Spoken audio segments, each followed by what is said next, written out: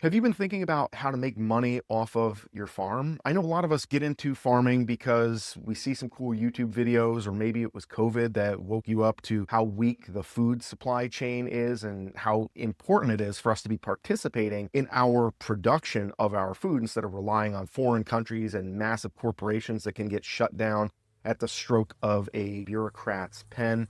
And you're thinking, well, now I have this operation, I'm raising a couple of animals. How can I make a little bit of money back? In today's video, I want to talk to you a little about what the biggest obstacles are facing small farmers that are trying to make money and why they are all the federal government. I'm Stephen Riker, and this is Rowan Ridge Farm, where we are raising heritage hogs on pasture the old-fashioned way. And I am making videos to try to encourage making America farmers again. I'm just learning about a lot of these things that Joel Salatin has been writing about for decades in his book, Everything I Want to Do is Illegal. It's all been said before. I had no idea about any of this until I started raising hogs myself. And I got an email recently from a potential customer asking me about the way that I raise and slaughter my animals. And that prompted me to do this response because I get this question a lot. Every time I put an ad out on Facebook advertising my pork, I usually get some version of the question, can I just get a pound of bacon? So let me read you the email that I got and we'll take it from there. Dear Steve, we love pork, but have stopped buying it because of the way the animals are raised and slaughtered. By reading your website, it sounds like they are raised well. Do you slaughter them any better than industrial farming methods? Also, I wanted to buy just some individual cuts. Do you sell smaller quantities ready to cook? The short answer is no, I do not sell smaller quantities ready to cook, and here is why. In order to sell retail cuts, you have to process your animals and slaughter them through the USDA inspected facilities. The way I slaughter my animals here, we slaughter them on farm. This is what is known as custom processing, which is for the use of the person who is hiring the butcher. So for example, if I raise a pig, I want to process it for my family, I don't need to go through the USDA to process my pig for my family. But if I want to partition that pig out into bacon here, pork chops there, ham somewhere else, then it has to be done in a USDA inspected facility. So with custom processing, my animals are slaughtered on farm. They're not loaded up onto a truck. They are not jammed in with other people's animals in some strange facility where they're all run through a line and just put down by somebody that I don't know and in a facility that I can't inspect, that I can't confirm that it's being done humanely or right, where I can't even confirm that it's actually my animal that I'm getting back after the whole process is said and done. Having animals done on farm means that the end of their life is as good and as consistent as their life has been. Now, I put a lot of effort and time, as the person writing the email suggests, into making sure that my animals have a good life. I want them to be healthy. I want them to be stress-free. I want them to be in an environment where they have access to fresh water and good food and the outdoors, where they have access to forage, and where they're not under any kind of predation or privation. They're in good health.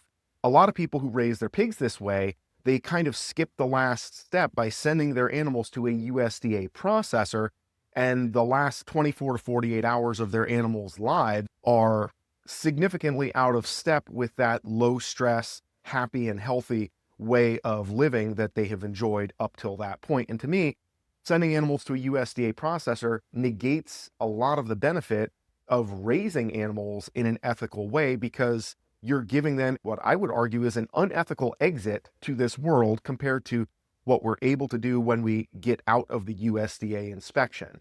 I can tell you that my animals, when they're slaughtered on farm, I've watched every single one of them be done. I've done a bunch of them myself.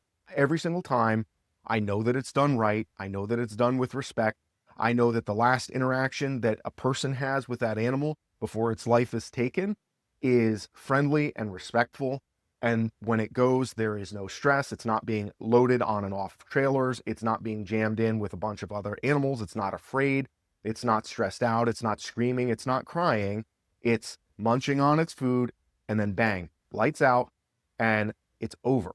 And to me, a respectful end is as important as the way an animal is raised. But because I choose on-farm slaughter rather than USDA slaughter, my percentage of the market that I am allowed legally to sell to is drastically reduced. How many people like bacon, right? A lot of people like bacon. And now we say, okay, instead of buying in packages like you would at the store, USDA processed, we're going to say that you have to buy the whole animal all at once because we're going to custom process it and on-farm slaughter. Wait a minute, how much does that cost? Well, you're buying a year's worth of pork at a time, so it's going to be between $1,000 and $2,000 depending on the size of the animal and the options and the way that you get it processed. Okay, and your market goes like this, it shrinks down a lot. You also have to have a big enough chest freezer so that you can hold it all. And then you also have to make sure that you can afford the deposit and that you can wait long enough because you're probably ordering your pig sometime in the spring or winter, and you're going to get it sometime in the summer and fall. And then you also have to have the space and the electricity to store it, and you have to be able to consume that much meat in a year. Now your market has gone to this big because you don't want to send your animal off to a USDA processor to get the government stamp of approval. And so now you have a bunch of small farmers that are fighting over a sliver of the market that is available to them rather than simply being able to say, hey, I have a really good product. Would you like to buy some? You're a consenting adult. You can come onto my farm. You can see how I raise my animals. You can be there to watch the slaughter if you want. Every single one of my pigs that is done by my friend Doug, who is my butcher, I can call him up that night and say, hey, how are my pigs doing? How are they looking? How's the marbling looking? How did I feed them this time? I can get an idea of what I need to change for the next time I'm feeding my animals to build a better pork. Can't do that with the USDA. I have no idea who's doing my animals and what kind of process that they are using. And I certainly can't be in there to watch and supervise. And I can promise you that even if everybody is doing their very best to give the animals a diligent and decent end, that they're going to be stressed out from having to be loaded up and shipped and then put in an unfamiliar place for the time of their processing. And it seems very ass backwards. Now, you could say that what's the big deal with using USDA? Just go ahead and use it. So the problem is that there's a decent amount of logistics that go into coordinating a cohort of pigs and lining up the dates necessary to get them to a USDA processor if you are willing to sacrifice the ethical standards that go along with that. If you can write that off and say, you know what, no big deal, like the better portion of their life is spent in an ethically humane way, so we'll let their last 24 hours or so be very unpleasant and stressful for them, no big deal. Why not just use a USDA processor and then you can make money? The problem is a lot of USDA processors require booking way in advance because there's a very limited amount of them because keeping up with government regulations, as it turns out, is unpleasant. Not an industry that attracts a lot of people that are like, hey, how can I make a quick dollar and help my community? Oh, I can open a slaughterhouse. No, it's a maze of bureaucracy and red tape that's looking to put small producers out of business. And I say small producers specifically because all of these regulations are gatekeepers for the big industries who own their own slaughterhouses, who own their own farms, who own all the production of the feed. They vertically integrate so that they own everything and they have so much money that they can afford to pay everybody to do all the things and to do nothing but keep up with the paperwork and the red tape. A little dirty secret about the pork industry that you may not know. The money that they make in the pork industry is not off the bacon and the pork chops. It's off pharmaceuticals because heparin and insulin are made from pig guts. And so having access to those markets offsets the fact that they only make pennies on the dollar for the pork. The real money is in the pharmaceuticals. But leaving that aside, all these regulations are gatekeepers that prevent small producers like myself from being able to take one or two animals here and there because a lot of USDA processors, there's only 4 in the state of New Hampshire for that matter, say we're not going to take one pig. If you have 1 or 2 that need to go, you have to have 5 or 10 because it's not worth our time to mess with just 1 or 2. There's so much demand that it binds up the system and it makes a very difficult process for a small producer who maybe says, look, I got 1 that needs to go or I got 2 here. What am I supposed to do? My next pig that would be big enough to get in with that group won't be ready for another 6 months. Now I have 2 hogs that are ready to go, but they don't meet the 3 or 4 pig minimum. So now I have to feed another 1 or 2 for as well as these other ones. and string them along for a few months and pay money on feed to get them bigger instead of sending them to the processor and getting them done. There's a lot of logistical challenges that come with that mandate of USDA inspection. And the idea that somehow a USDA inspected slaughterhouse is going to be safer and more caring and ethically operated than an on-farm slaughter where the farmer who raised these animals is literally standing there, where you as a consumer can come to my farm, you can shake my hand, you can see how I feed my animals, you can be there on the day that I slaughter the animals, and you can see exactly how the sausage gets made, where I can send Doug the butcher who's processing these animals, I can send him a text message any time of day or night and say, hey, how are my animals looking? How is it going? And I have an open line of communication, as opposed to the USDA where I don't know who's doing what over there. And I don't even know when they send 50 pigs in, I'm going to get whatever fraction of that total percentage of meat. But when they do sausage, you think they're separating my pig sausage and they're doing my pig separately? They have a sausage day and all the grind goes in and they all do the sausage, and then the sausage gets divvied out based on the weight of the animals going in. A lot of places do that. I'm not saying every single USDA place does it this way, but I know for absolute certain that my guy, that my butcher, I know he doesn't do it that way, because I can go in there and I can look anytime that I want, and he's happy to see me. And the idea that the federal government is mandated to enforce these regulations to keep people safe is due to the fact that people don't realize how ridiculous it is. And it's only when people ask, hey, can I just buy a pound of bacon? Also, you don't send them to these awful slaughterhouses, right?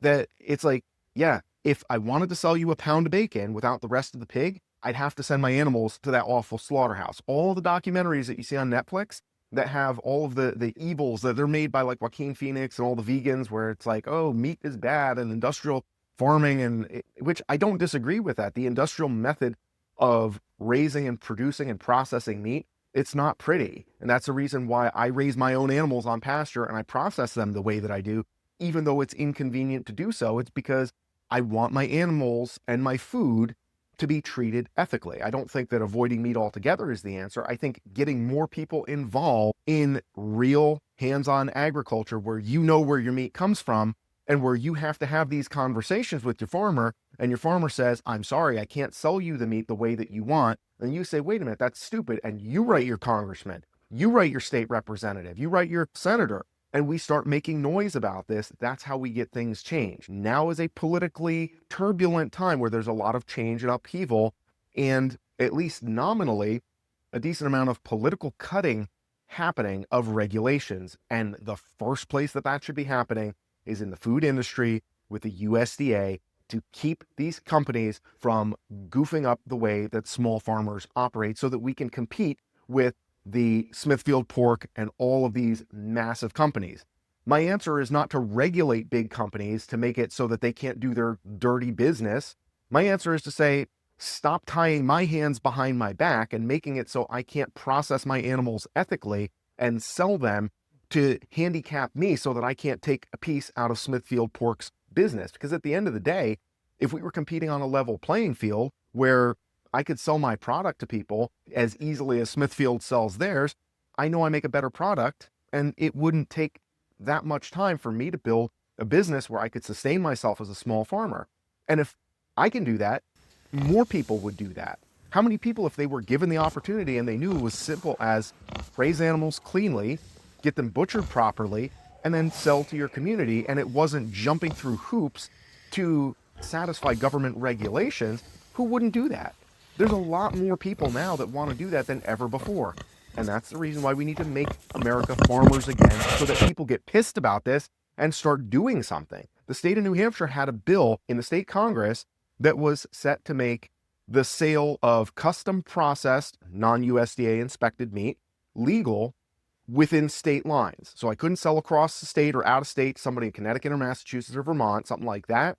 But anybody in the state of New Hampshire, I could sell by the cut, I could sell to restaurants, I could sell to stores, as long as everything is happening intra-state. It makes sense. Close enough where people can reasonably come and inspect.